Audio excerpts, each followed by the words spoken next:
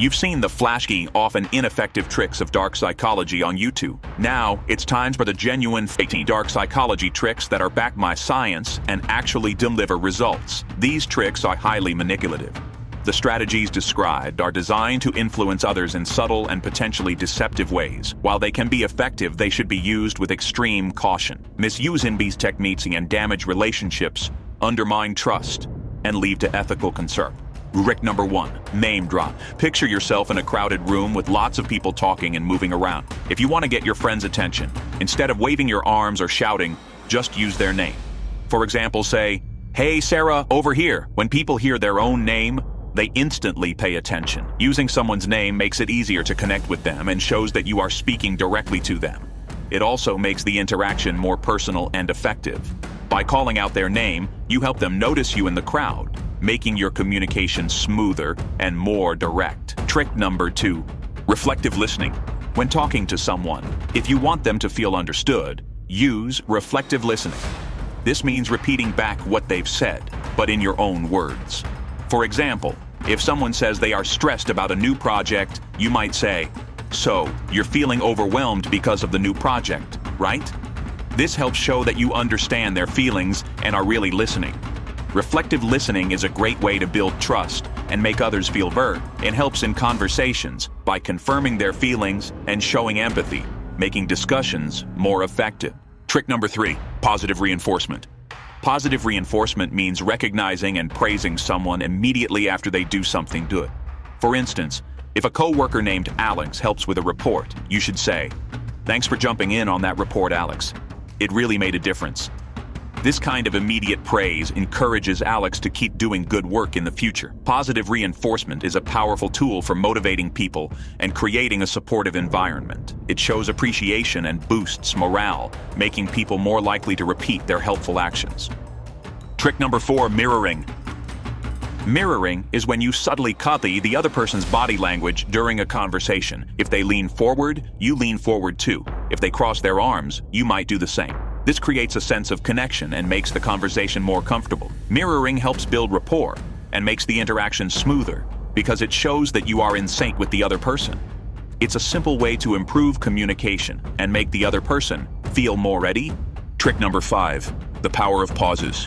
In conversations, especially during negotiations, using pauses can be very effective. After you make a point or present an offer, stop talking and let the silence hang for a moment. This pause can make the other person think more deeply about what you've said and sometimes even lead them to offer more information or concessions. The power of pauses lies in their ability to make people feel the need to respond, which can work in your favor. It's a useful technique for gaining an advantage and encouraging more thoughtful responses. Trick number 6, anchoring. Anchoring is a technique where you start with a high number or extreme position in a negotiation to set a reference point.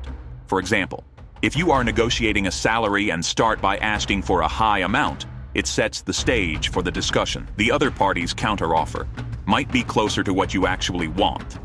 Anchoring works because people often base their decisions on the initial number or position presented. It's a useful strategy for making your actual request seem more reasonable compared to the starting point. Trick number 7, the door in the face. The door in the face technique involves starting with a big request that you expect to be turned down and then following up with a smaller, more reasonable request. For example, if you ask someone to donate $100 and they refuse, you then ask for $10 instead. This method works because after rejecting the larger request, people are more likely to agree to the smaller one. It leverages the feeling of obligation to agree to the second request after turning down the first one. This technique is effective in various situations, such as fundraising or making requests. Trick number 8, foot in the door. The footing the door technique involves starting with a small request that is easy to agree to, and then following up with a larger request. For example, you might first ask someone to help you carry a book, and once they agree, you can then ask them to help with a larger box. This approach works because once people agree to a small request, they are more likely to agree to a larger one later. It relies on the principle of commitment, where agreeing to a small request makes them feel more inclined to say yes to bigger requests. Trick number 9, social proof. Social proof is a concept where people look at what others are doing to decide what to do themselves. When trying to persuade someone, mention that others support your idea. For example, you could say, Many people in our department think starting the meeting earlier would be helpful. This technique works because people often follow the crowd and feel more comfortable with the decision if they know others agree with it. Social proof helps in convincing others by showing that your idea has widespread support. Trick number 10, the Benjamin Franklin effect. The Benjamin Franklin effect is based on the idea that asking someone for a small favor can make them more likely to help you again in the future. If you ask someone to borrow a book and they agree, they might be more willing to help you with future requests. This effect works because doing a favor makes people feel good about themselves and more willing to do more for you.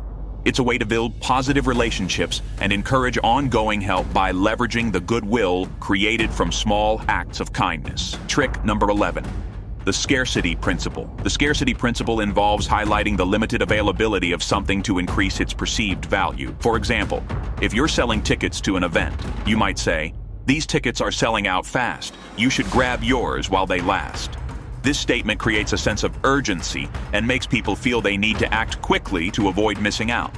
By emphasizing that something is in limited supply, you make it seem more valuable and desirable. This trick is effective in marketing and sales because it taps into the fear of missing out, encouraging people to make decisions faster and often with less deliberation. Trick number 12, emotional labeling. Emotional labeling is a technique used to identify and acknowledge the emotions of others, especially during a heated discussion. For instance, if someone appears upset, you might say, "You seem really frustrated right now." By naming their emotion, you show that you are paying attention and that you understand how they feel. This can help calm the situation because it demonstrates empathy and can diffuse tension. Emotional labeling helps in making people feel validated and heard, which often leads to more constructive conversations and resolutions. Trick number 13, the reciprocity norm. The reciprocity norm is based on the idea that when you give something small, like a compliment or a small gift, people feel a sense of obligation to return the favor.